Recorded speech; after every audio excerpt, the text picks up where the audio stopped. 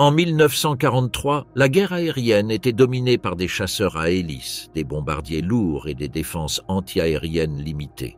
Face à ce scénario, un seul F-22 Raptor serait une arme impossible à arrêter.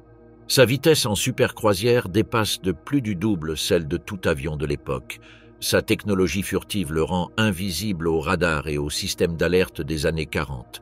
Ses missiles guidés pourraient abattre des formations complètes avant que l'ennemi ne comprenne ce qui se passait. Ni la Luftwaffe ni l'artillerie anti-aérienne n'auraient la capacité de répondre. Chaque mission pourrait détruire des objectifs stratégiques en quelques minutes, usines, trains, dépôts de carburant ou escadrons entiers de chasseurs allemands. La différence technologique serait telle que la guerre aérienne cesserait d'avoir un équilibre. Dans quelle mesure un seul avion pourrait-il changer l'histoire? Le Troisième Reich pourrait-il résister ou s'effondrerait-il sous la supériorité aérienne totale? Le cours de la Seconde Guerre mondiale changerait-il? Cieux de fer, la suprématie allemande en 1940. En l'année 1940, la suprématie aérienne allemande se consolidait comme l'un des piliers stratégiques du Troisième Reich, la Luftwaffe.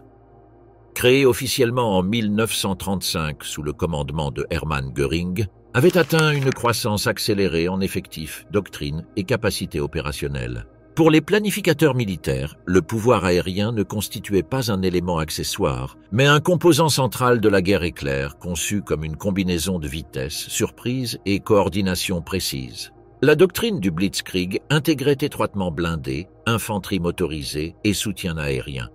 Ces effets avaient été démontrés en Pologne en 1939 et en France au printemps de 1940. L'emploi de l'aviation poursuivait deux objectifs principaux, garantir la domination du ciel pour protéger l'avancée terrestre et utiliser des bombardiers en piqué ou de moyenne portée pour interrompre les lignes d'approvisionnement, détruire des concentrations de troupes et affaiblir les fortifications. Le Junkers 87 Stuka est devenu l'emblème de cette tactique, utilisée dans des attaques de précision contre des cibles spécifiques. Son système de sirène ajoutait un effet d'impact visible sur les troupes ennemies, tandis que des appareils comme le Heinkel U-111, le Dornier-Do 17 et le Junkers 88 offraient une capacité de bombardement soutenue contre les infrastructures et les centres logistiques.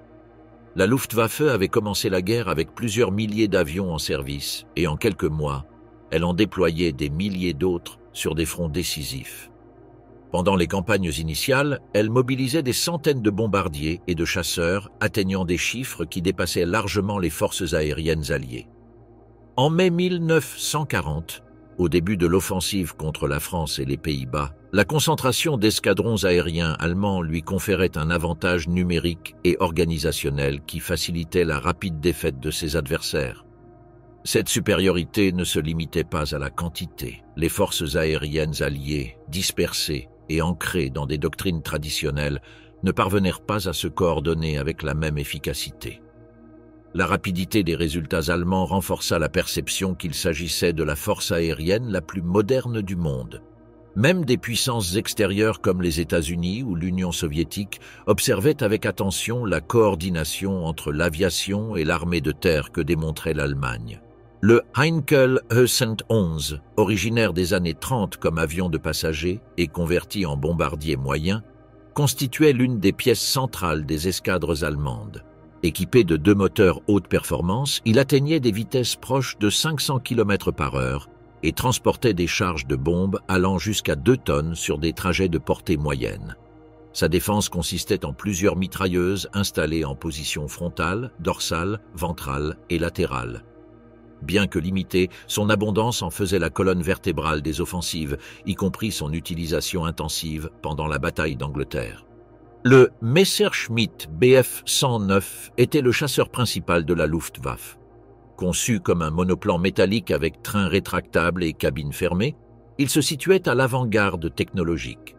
En 1940, la version Emil, équipée d'un moteur Daimler-Benz de plus de 1000 chevaux de puissance, atteignait des vitesses supérieures à 500 km/h et un plafond de service de plus de 10 000 mètres.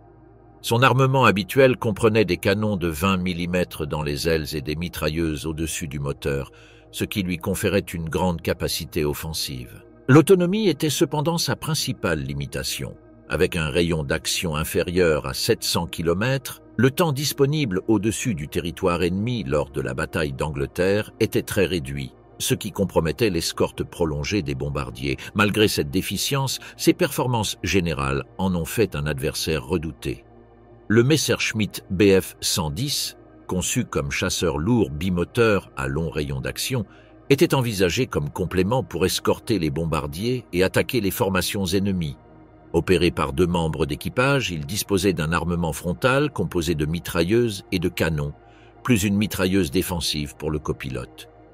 Bien qu'il atteignît des vitesses proches de 550 km/h et offrit une plus grande autonomie, en pratique, il se montra vulnérable face aux chasseurs monomoteurs plus maniables. Ses pertes furent élevées pendant la bataille d'Angleterre, ce qui conduisit à reconsidérer son rôle. Du côté britannique, la défense reposait sur 2 modèles principaux. Le Hawker Hurricane, introduit en 1937, constituait la majorité des chasseurs disponibles. Équipé d'un moteur Rolls-Royce Merlin, il atteignait des vitesses proches de 540 km/h et montait 8 mitrailleuses de 7 mm. Bien que moins agile que le Supermarine Spitfire, il était résistant, d'entretien facile et efficace contre les bombardiers. Le Supermarine Spitfire, œuvre de R.J. Mitchell, apportait un design avancé avec des ailes elliptiques qui amélioraient la maniabilité. Sa vitesse dépassait les 570 km/h et, avec le même moteur Merlin, offrait une performance capable d'équilibrer l'affrontement face au Messerschmitt Bf 109. La combinaison de Hawker Hurricane et Supermarine Spitfire fournissait à la RAF un équilibre entre résistance et agilité essentiel pour soutenir la défense. La véritable innovation britannique résidait dans le radar. Le système Chain Home, déployé sur la côte, détectait l'approche de formations ennemies et permettait de diriger les chasseurs vers les points d'interception adéquats. Bien que rudimentaire par rapport aux versions ultérieures, il transformait le combat aérien en fournissant une capacité de réaction anticipée.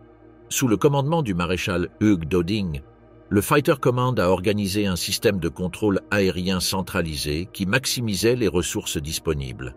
Grâce à ce réseau de détection et de coordination, la RAF pouvait répondre avec efficacité malgré son infériorité numérique.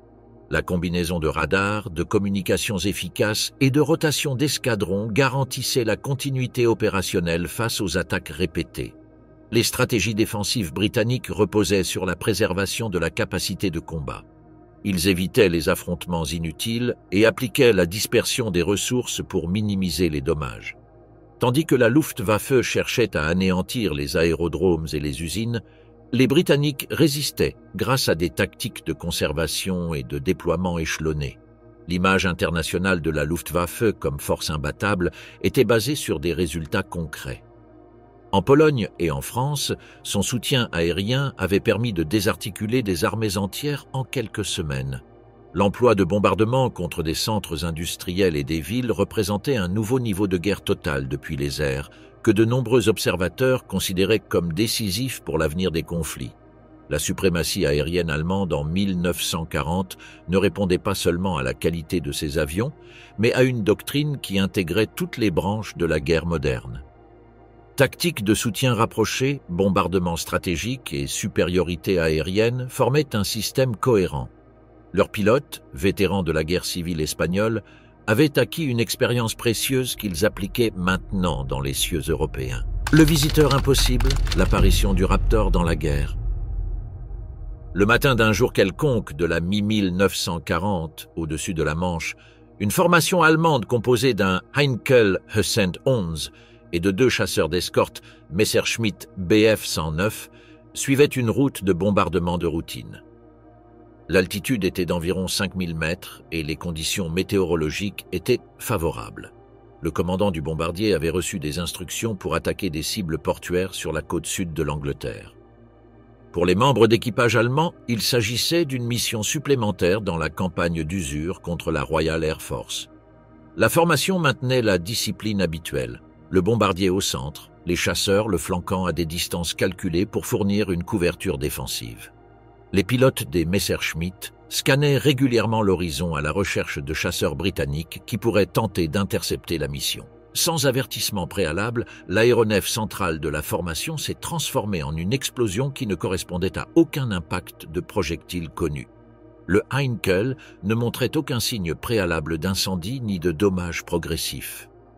Il s'est simplement désintégré en une boule de feu qui s'est étendue en quelques secondes, dispersant des fragments sur une large zone du canal. Aucun avertissement d'avion de chasse britannique approchant ni d'impact visible d'artillerie anti-aérienne n'avait été donné. Les chasseurs d'escorte ont manœuvré immédiatement pour rechercher l'origine de la menace. Leurs pilotes ont appliqué des procédures de combat standards: virage serré pour évaluer l'espace aérien, ascension pour gagner de l'altitude et communication radio pour signaler le contact. L'équipage de l'un des Messerschmitt a assuré avoir vu une traînée droite de fumée fine au loin suivie par la détonation du bombardier. Ils n'ont pas réussi à identifier d'avion attaquant à proximité. En moins d'une minute, un des Bf-109 a été touché par une autre explosion. L'appareil a immédiatement perdu le contrôle et s'est précipité vers l'eau en une spirale descendante. Le pilote n'a pas eu l'occasion de transmettre des communications d'urgence. Le troisième membre de la formation a réussi à maintenir son avion suffisamment longtemps pour signaler qu'il avait vu un objet métallique traverser à grande vitesse devant lui. La vitesse de l'intrus était trop élevée pour permettre l'identification. Les rapports de renseignement ont recueilli des descriptions imprécises avec des termes comme éclair métallique et machine inconnue. Le dernier Messerschmitt a exécuté des manœuvres d'évasion et a mis le cap de retour vers la France, emportant avec lui le premier témoignage de ce qui deviendrait un phénomène récurrent au-dessus de l'Europe. L'explication de cet épisode résidait dans les caractéristiques du F-22 Raptor, un chasseur de supériorité aérienne développé aux États-Unis à la fin du XXe siècle et incorporé au service en 2005. L'appareil était propulsé par deux moteurs Pratt et Whitney F-119 PW100, chacun avec une capacité de poussée de plus de 30 000 livres. Cette performance offrait un rapport poussée-poids supérieur à 1 pour 1 et lui permettait de maintenir des vols supersoniques sans post-combustion.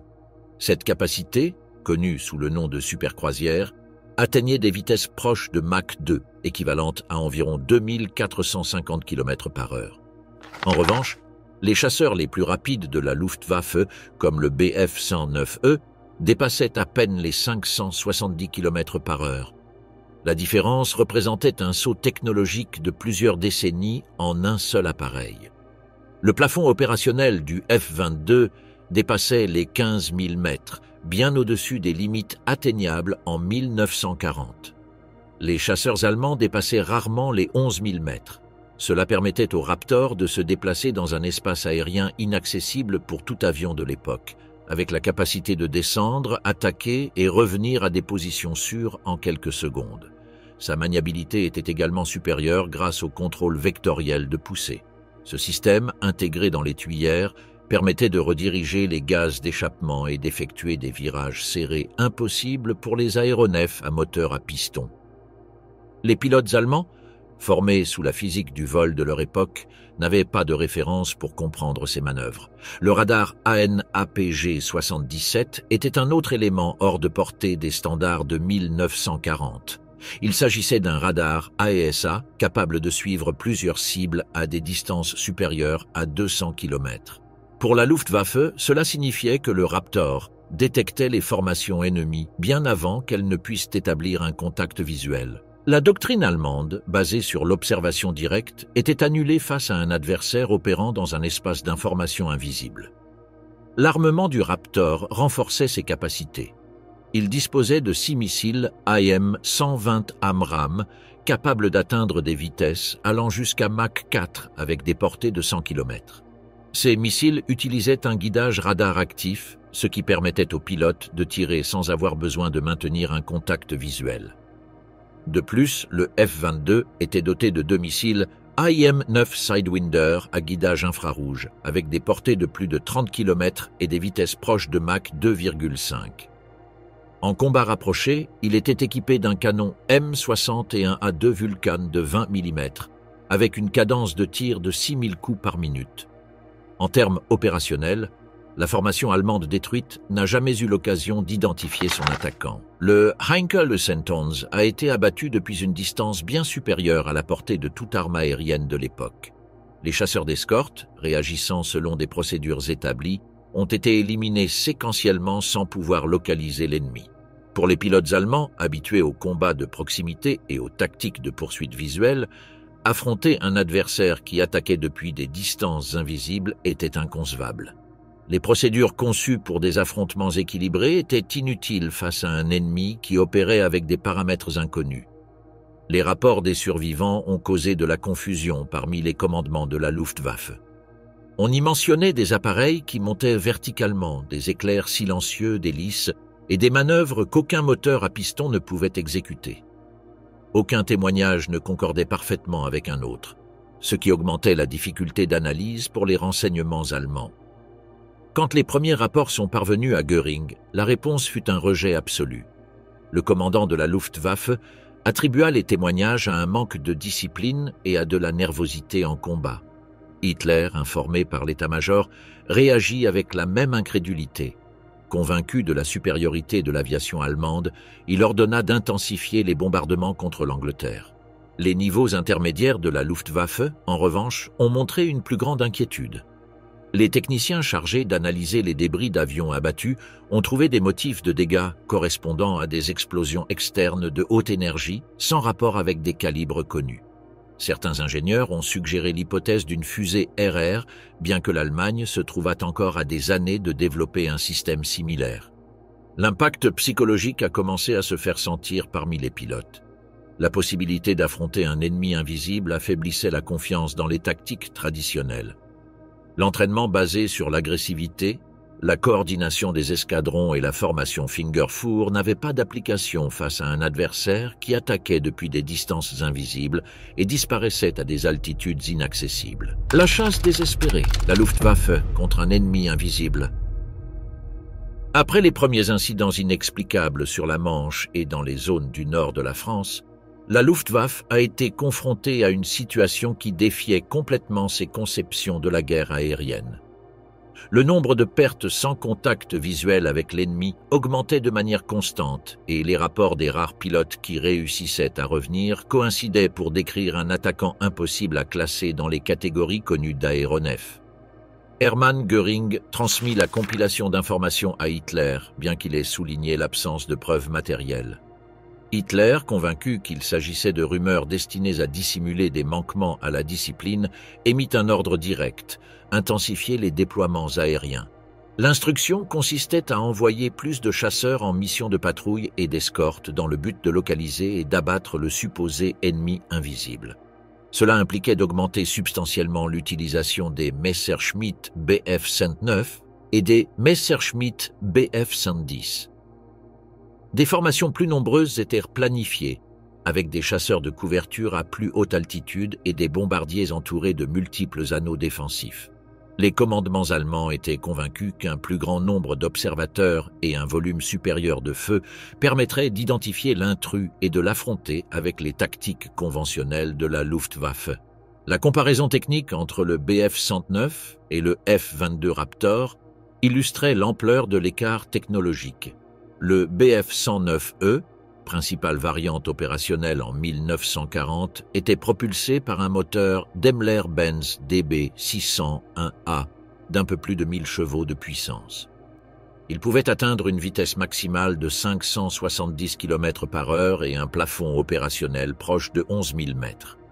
Son rayon d'action effectif était de 660 km, limitant de manière considérable le temps de permanence sur le territoire ennemi. En armement, le Messerschmitt était équipé de 2 mitrailleuses MG-17 de 7 mm sur le capot et de 2 canons MG-FF de 20 mm dans les ailes. Cette configuration était suffisante pour détruire des chasseurs et bombardiers contemporains par des rafales précises. En maniabilité, il était à la hauteur de rivaux, comme le Supermarine Spitfire, bien que son train d'atterrissage étroit le rende délicat lors des décollages et atterrissages. Le F-22 Raptor, en revanche, disposait de 2 moteurs Pratt et Whitney F-119 avec poussée vectorielle, capables de générer plus de 30 000 livres chacun.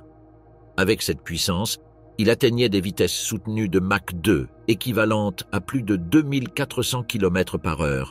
Son plafond opérationnel dépassait les 15 000 mètres. La différence de vitesse par rapport au Bf-109 était de presque 2000 km/h et l'altitude maximale excédait de plusieurs milliers de mètres les limites de tout appareil allemand. En manœuvrabilité, bien que le Bf-109 fût agile à basse vitesse, le contrôle vectoriel du F-22 lui permettait des virages serrés et des changements de direction impossibles pour des avions à moteur à piston. Quant à l'armement, tandis que le chasseur allemand dépendait de canons efficaces à moins de 300 mètres, le Raptor disposait de missiles AIM-120 AMRAAM, avec des portées allant jusqu'à 100 km, et de missiles AIM-9 Sidewinder, à guidage infrarouge pour des distances intermédiaires.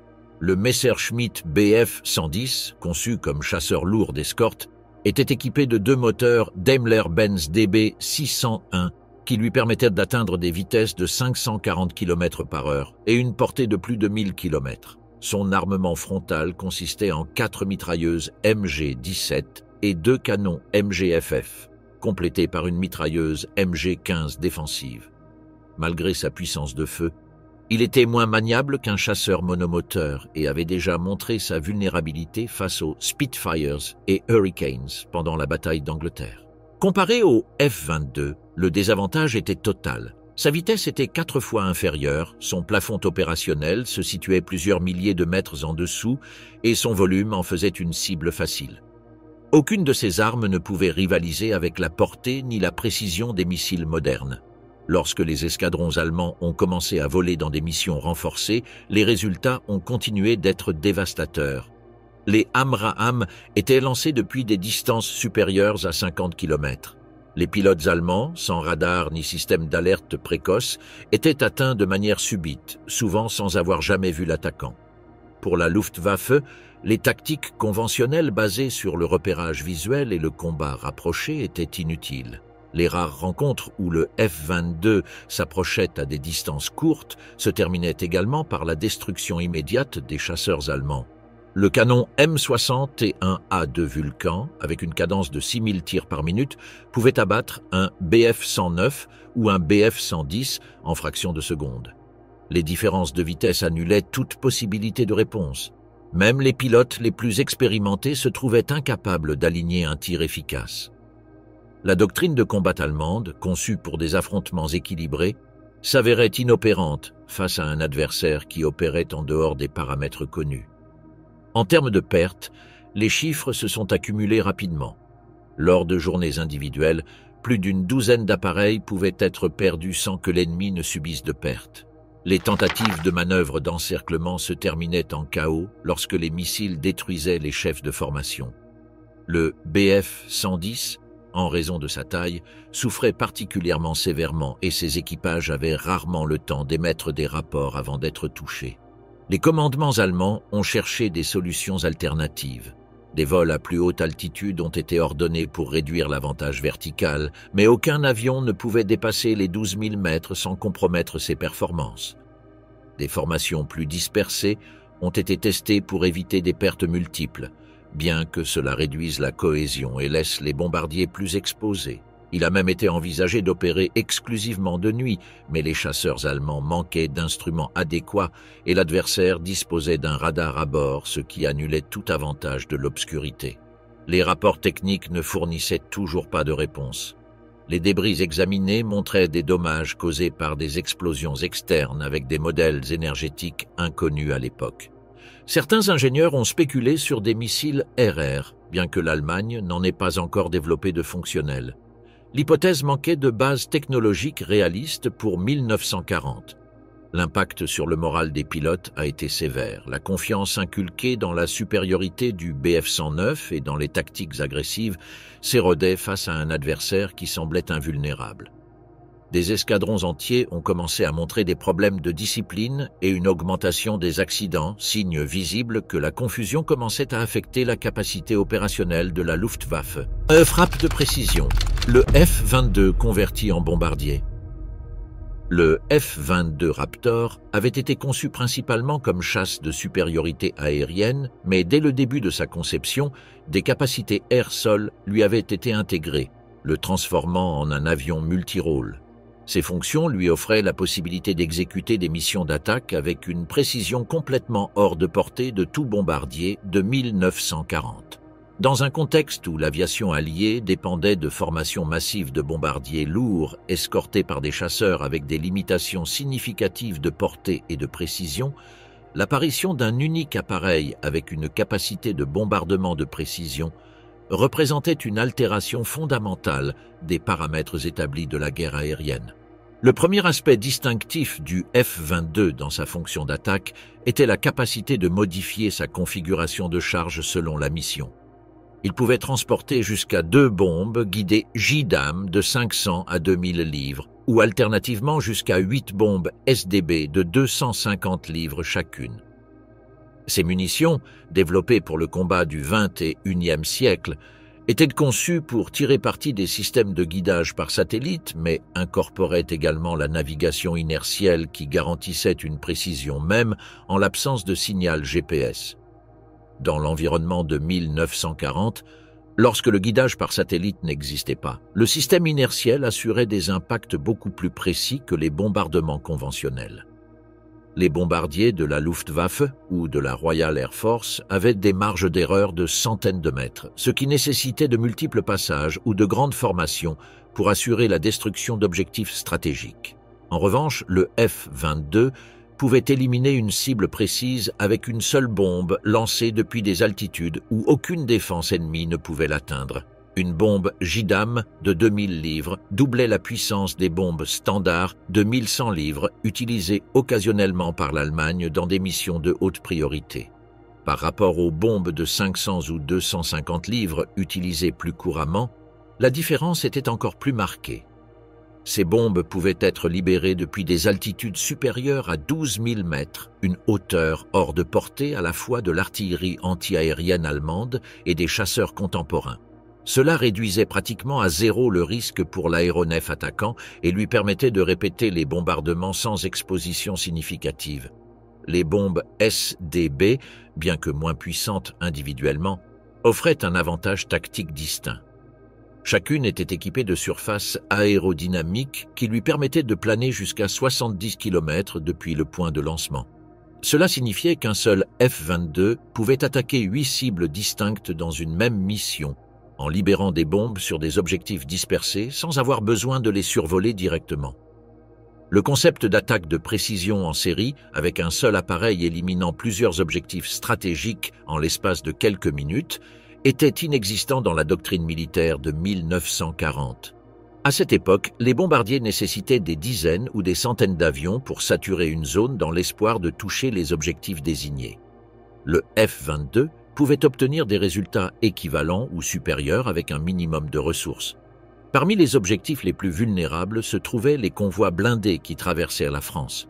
Une bombe JDAM de 2000 livres pouvait détruire simultanément des chars, des pièces d'artillerie automotrices et des véhicules de ravitaillement concentrés dans un même secteur. Les convois, habitués aux attaques de bombardiers conventionnels qui pouvaient être détectés et évités, n'avaient aucune procédure pour faire face à une attaque de précision depuis une grande altitude. Les centres de commandement constituaient également des cibles prioritaires. La Wehrmacht et la Luftwaffe opéraient depuis des quartiers généraux situés à des dizaines de kilomètres derrière le front, installations protégées par des chasseurs et des batteries antiaériennes. Une seule bombe JDAM, lancée depuis une grande hauteur, pouvait pénétrer un bâtiment fortifié et détruire en quelques secondes les communications et la capacité de coordination de divisions entières. Les bases navales représentaient un autre objectif de grande valeur.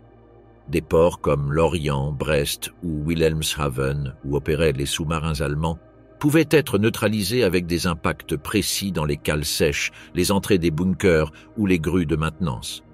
Une seule bombe SDB pouvait rendre inutilisables les installations critiques sans nécessité de bombardement massif. Les aérodromes de la Luftwaffe étaient également vulnérables. Alors qu'à l'époque, des attaques avec des dizaines de bombardiers étaient nécessaires pour endommager des pistes ou des hangars, un seul F-22 pouvait détruire des réservoirs de carburant, des ateliers de réparation ou des pistes principales avec des munitions précises. Bien que l'Allemagne développait des procédures pour réparer les pistes rapidement, La répétition des attaques chirurgicales limitait leur capacité de réponse. Même des navires capitaux comme les cuirassés Scharnhorst ou Bismarck pouvaient être des cibles du Raptor. Avec des blindages allant jusqu'à 320 mm, ces navires étaient pratiquement immunisés contre l'aviation de 1940, sauf par le biais d'opérations conjointes avec des torpilles et des bombardements en piqué. Une bombe JDAM de 2000 livres, guidée par navigation inertielle vers un compartiment vital, avait la capacité de couler un navire de cette classe avec une seule attaque. Les opérations de soutien aux Alliés se transformèrent également grâce à ces capacités. Avant les incursions de bombardiers britanniques ou américains, le F-22 pouvait neutraliser les batteries antiaériennes, les stations radars et les aérodromes allemands, réduisant ainsi la pression sur les formations principales et augmentant leur taux de survie. Pendant les opérations terrestres, comme un débarquement amphibie sur les côtes françaises, le F-22 pouvait utiliser des bombes SDB pour détruire des bunkers, de l'artillerie côtière et des dépôts de munitions avec des impacts directs depuis des altitudes sûres. Cela aurait réduit de manière significative les pertes alliées lors des premières vagues et accéléré l'ouverture des têtes de pont. À la différence des chasseurs bombardiers de l'époque, qui devaient effectuer de multiples passages à basse altitude et subir de lourdes pertes face à l'artillerie antiaérienne, le Raptor lançait ses bombes depuis des hauteurs inaccessibles avec une précision égale ou supérieure à celle des attaques en piqué les plus efficaces. Cela modifiait radicalement le concept de soutien aérien rapproché, éliminant le compromis traditionnel entre précision et survie de l'appareil attaquant. Armes du Reich, les projets secrets face à l'impossible. À mesure que s'accumulaient les rapports sur la destruction systématique des formations aériennes et des cibles terrestres allemandes par un attaquant non identifié, les commandements de la Luftwaffe et de l'OKW commencèrent à envisager sérieusement la possibilité que les Alliés disposent d'une arme complètement nouvelle. La difficulté à expliquer les modèles de dommages observés, combinée à la pression de propagande pour maintenir l'image de supériorité technologique, amena Hitler à insister sur le développement accéléré de projets d'armement avancés. Parmi ces programmes figuraient les fusées V1 et V2, désignées par la propagande nazie comme Vergeltungswaffen, armes de représailles. Conçues à l'origine pour attaquer des villes britanniques en réponse aux bombardements sur l'Allemagne, dans un scénario où le F-22 Raptor opérait depuis 1940, leur développement aurait reçu une priorité supplémentaire comme moyen possible de neutraliser les bases à partir desquelles l'intrus opérait. Le V1, connu comme bombe volante ou buzz bomb pour son son caractéristique, fut le premier missile de croisière opérationnel de l'histoire militaire. Conçu à Peenemünde par des équipes de la Luftwaffe, il consistait en un fuselage aérodynamique propulsé par un moteur pulse-jet Argus As-014 qui lui permettait d'atteindre des vitesses d'environ 640 km/h et une portée maximale de jusqu'à 300 km. Sa ogive transportait environ 850 kg d'explosifs Amatol, un mélange de nitrate d'ammonium et de TNT. Le système de guidage était extrêmement rudimentaire. Il utilisait un gyroscope pour maintenir le cap et un compteur de distance basé sur une petite hélice installée dans le nez. Lorsque la distance programmée était atteinte, le moteur s'arrêtait et la bombe tombait en piqué sur la zone cible. La marge d'erreur du V1 pouvait s'étendre sur plusieurs kilomètres, ce qui le rendait inutile contre des cibles précises. Il n'était viable que contre des villes entières ou des installations de grande envergure. De plus, sa vitesse subsonique en faisait une cible vulnérable. Les chasseurs britanniques avaient déjà développé des techniques pour l'intercepter et, face à un appareil comme le F-22, le missile n'avait aucune chance de succès. Le V-2 représentait une avancée majeure. Développé sous la direction de Werner von Braun à Peenemünde, c'était un missile balistique avec une portée de 320 km et une vitesse de rentrée atteignant Mach 4. Il transportait une charge de presque 1000 kg d'amatol, et utilisait un moteur à carburant liquide qui combinait de l'alcool éthylique avec de l'oxygène liquide, produisant une poussée de 25 tonnes. Il montait jusqu'à 90 km d'altitude avant de suivre une trajectoire balistique vers sa cible. Le V-2 était invulnérable à l'interception, mais sa précision était encore plus limitée que celle du V-1, avec des erreurs de 10 à 20 km. Il pouvait être utilisé contre de grandes villes ou des complexes industriels, mais s'avérait inefficace contre des aérodromes spécifiques. En pratique, il n'offrait pas de solution pour neutraliser les opérations du F-22. De plus, le développement historique de ces armes n'a atteint une maturité opérationnelle qu'en 1944, et l'avancée de 4 ans aurait nécessité de détourner des ressources industrielles que l'Allemagne ne pouvait se permettre. Pendant ce temps, la défense antiaérienne allemande s'appuyait sur l'artillerie conventionnelle. Parmi ces pièces, les plus célèbres figuraient les canons Flak 36 et Flak 37 de 88 mm.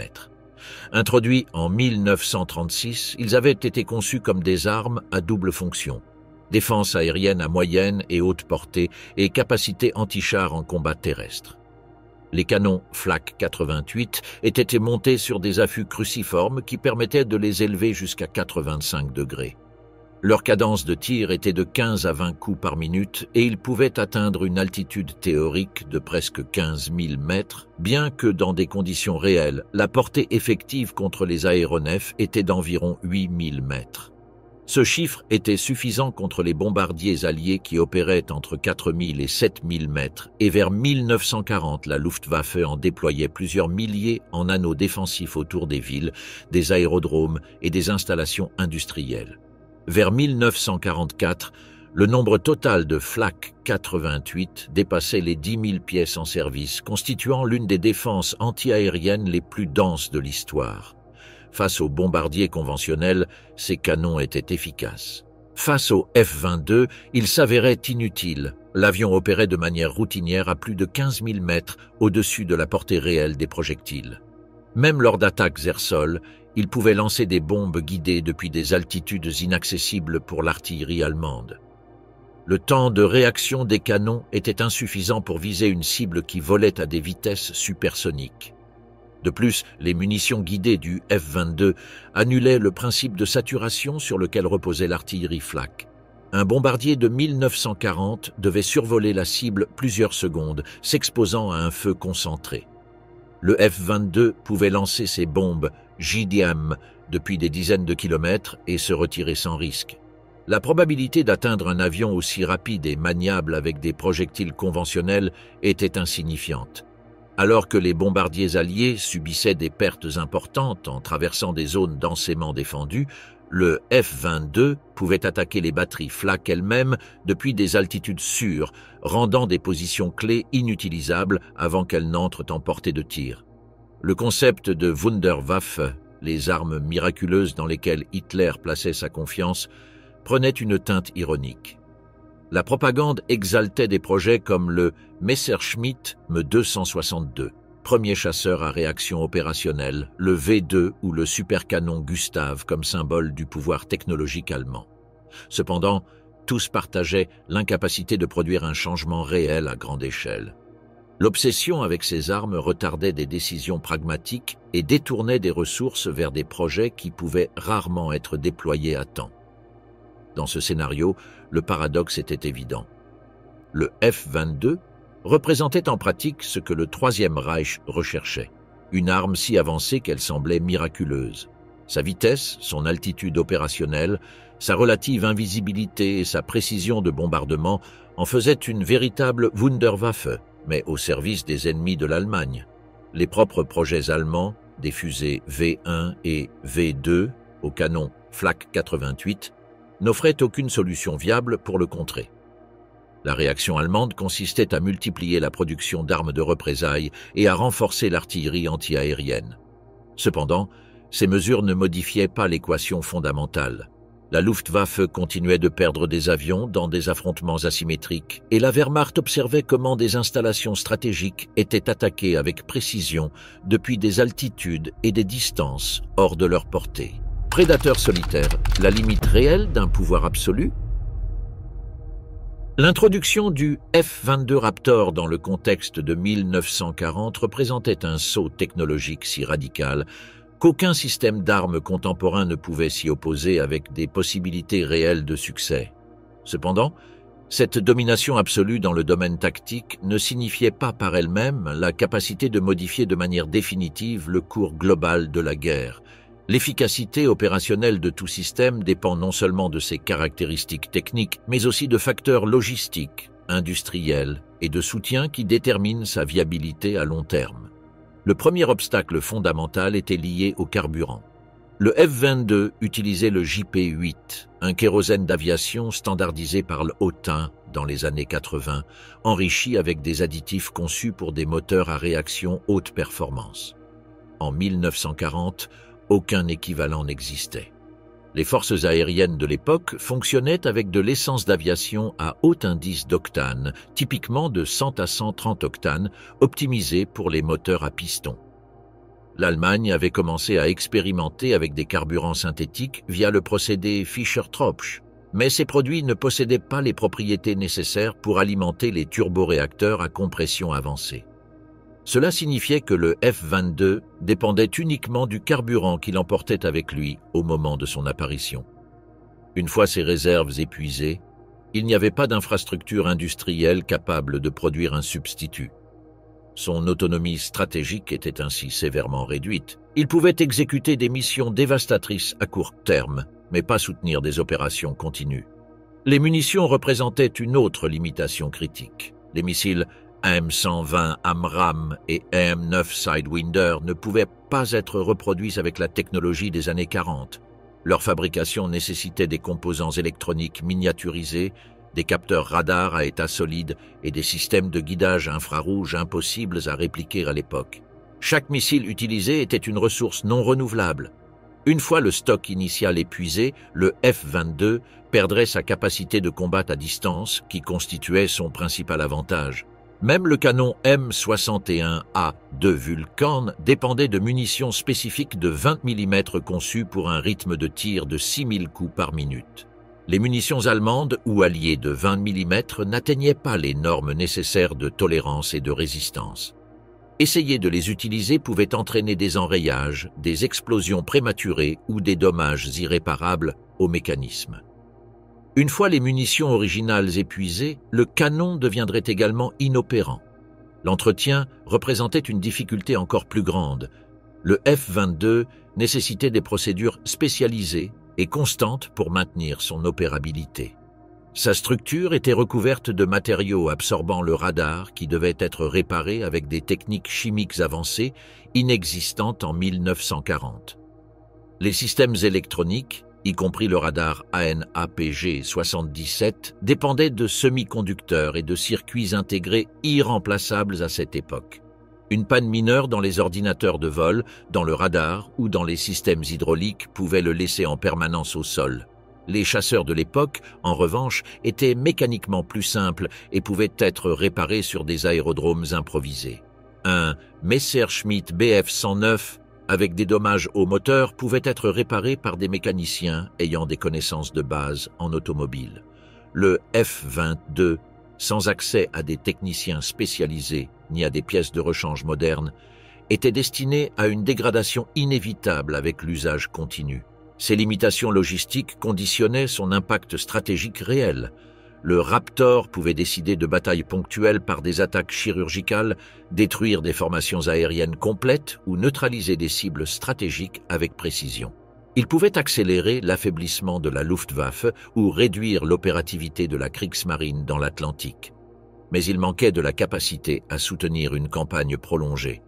La guerre totale reposait sur une production massive et des chaînes d'approvisionnement mondiales, quelque chose qu'un seul appareil ne pouvait pas remplacer. Le risque de devenir inutilisable après quelques mois était élevé. Chaque mission consommait du carburant et des munitions irremplaçables. Chaque atterrissage générait une usure des matériaux et des systèmes électroniques impossibles à entretenir. À chaque opération, la probabilité de défaillance mécanique ou structurelle augmentait. Défaillances qui ne pouvaient pas être corrigées avec les moyens de l'époque. Sur le plan psychologique, la présence du F-22 exerçait un double effet. Pour la Luftwaffe, cela entraînait une démoralisation progressive. La doctrine allemande reposait sur la confiance en la supériorité de leurs chasseurs et en l'habileté de leurs pilotes.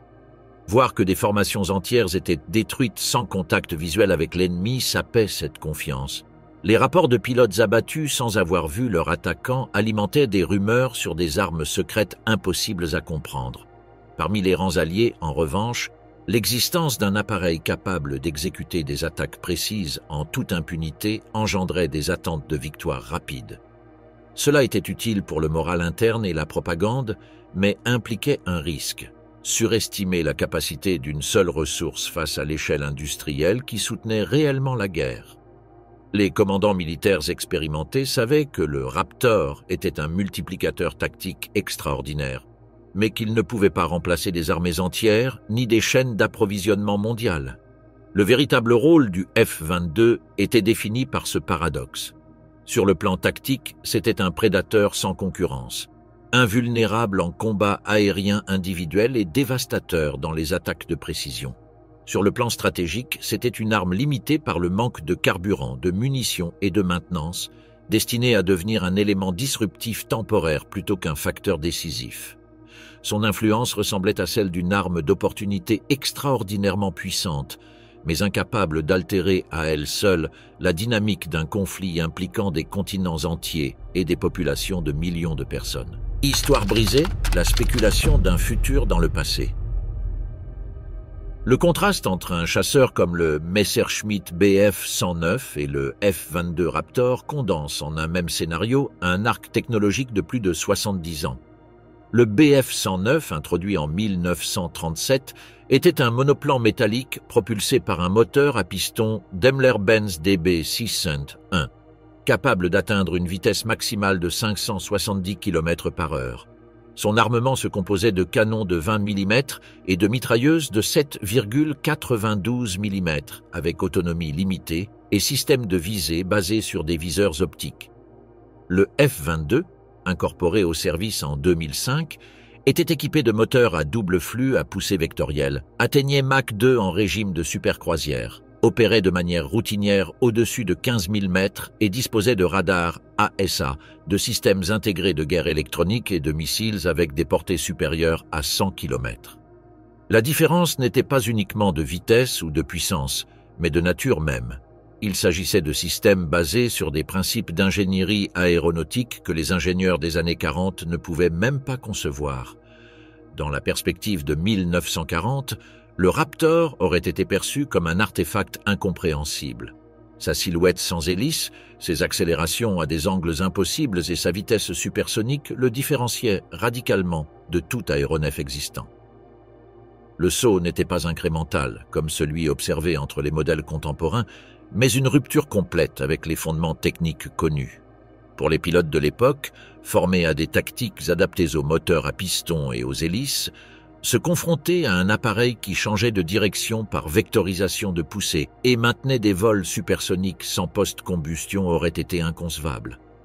Les principes de base du combat aérien, comme les virages maintenus ou les descentes contrôlées, perdaient toute valeur face à un adversaire opérant sous des paramètres physiques inconnus. Ce contraste permet de réfléchir à un aspect central de l'histoire militaire. L'innovation technique isolée, aussi révolutionnaire soit-elle, ne garantit pas la victoire dans une guerre totale. La Deuxième Guerre mondiale ne s'est pas décidée uniquement dans les cieux ni autour des performances supérieures d'un modèle spécifique, mais dans la capacité des Alliés à produire en masse, à soutenir des chaînes logistiques à l'échelle mondiale et à coordonner des ressources matérielles et humaines dans une ampleur sans précédent. La Luftwaffe, malgré la disponibilité de chasseurs avancés comme le Bf-109 et le développement de projets expérimentaux, n'a pas réussi à compenser la pression logistique croissante ni le manque de ressources. La supériorité ponctuelle de certains systèmes n'a pas pu inverser l'avantage structurel des Alliés basé sur la production industrielle massive, la formation continue des pilotes et la disponibilité de carburant en quantité suffisante. La leçon historique est claire. Les conflits modernes sont définis tant par la qualité des armes que par la quantité produite et soutenue pendant le temps nécessaire. Le F-22, dans le cadre de 1940, aurait démontré un pouvoir tactique immédiat indiscutable, mais insuffisant pour remplacer la nécessité d'armées complètes, d'usines, d'ateliers de réparation, de dépôts de carburant et de réseaux de transport mondiaux. La limitation fondamentale du Raptor résidait dans sa dépendance à des ressources inexistantes à l'époque Il nécessitait du carburant JP-8, des munitions guidées impossibles à reproduire et un entretien hautement spécialisé. Même avec des victoires aériennes spectaculaires, l'impossibilité de soutenir ces opérations limitait son influence stratégique à une phase brève du conflit. La Seconde Guerre mondiale a été largement décidée par la capacité des Alliés à compenser continuellement les pertes, à maintenir la production industrielle malgré les bombardements et à coordonner des opérations simultanées en Europe, en Afrique, en Asie et dans le Pacifique. Cette dimension mondiale ne pouvait être remplacée par aucune innovation isolée, aussi avancée soit-elle. Le rôle de la stratégie et des décisions politiques a également été déterminant. La Luftwaffe disposait de pilotes expérimentés et d'avions compétitifs, mais les décisions d'Hitler, comme l'ouverture du front oriental en 1978-1941 et la dispersion des ressources sur de multiples théâtres, ont progressivement affaibli la force aérienne allemande. Une arme révolutionnaire n'aurait pas compensé des erreurs stratégiques d'une telle ampleur. La production de masse souligne ce contraste. Les États-Unis ont fabriqué plus de 300 000 avions pendant la guerre, tandis que l'Allemagne en a produit environ 120 000. Cette différence s'est traduite directement par la capacité de mener des campagnes simultanées et de remplacer les pertes de manière presque immédiate. Face à cette échelle, la présence d'un seul avion extraordinaire ne modifiait pas l'équilibre global. L'histoire montre que la technologie avancée peut modifier des batailles concrètes ou retarder des défaites, mais elle détermine rarement à elle seule l'issue d'un conflit impliquant des nations entières. Des exemples comme le char Tiger, le Messerschmitt Me 262 ou la fusée V2 reflètent des innovations supérieures, mais aucune n'a modifié le cours général de la guerre. Ce furent des armes trop coûteuses, produites en quantités insuffisantes ou introduites trop tard. Le F-22, dans ce scénario, aurait généré un déséquilibre immédiat dans l'espace aérien européen. La Luftwaffe aurait perdu sa supériorité en quelques semaines, et les Alliés auraient vu faciliter des opérations critiques comme la défense de Grande-Bretagne ou les débarquements ultérieurs sur le continent. Cependant, son incapacité à soutenir des opérations indéfinies en dépendant de ressources technologiques inexistantes l'aurait inévitablement relégué à un rôle temporaire. La dynamique des conflits montre en outre que l'innovation radicale génère des adaptations. L'Allemagne aurait accéléré des projets comme le Messerschmitt Me 262, le Heinkel E-280 ou des systèmes expérimentaux de missiles air-air à la recherche de contre-mesures. Bien que sans atteindre un niveau comparable à celui du Raptor, la pression pour répondre aurait accéléré la course technologique. Ce scénario spéculatif invite à considérer comment l'histoire se définit non seulement par les armes disponibles, mais aussi par les capacités de les soutenir, les adapter et les déployer à une échelle appropriée. Le F-22, en tant que prédateur solitaire, aurait marqué un déséquilibre tactique immédiat, mais la guerre totale aurait continué à se décider par des facteurs industriels, stratégiques et politiques qui dépassaient largement les capacités d'un seul aéronef.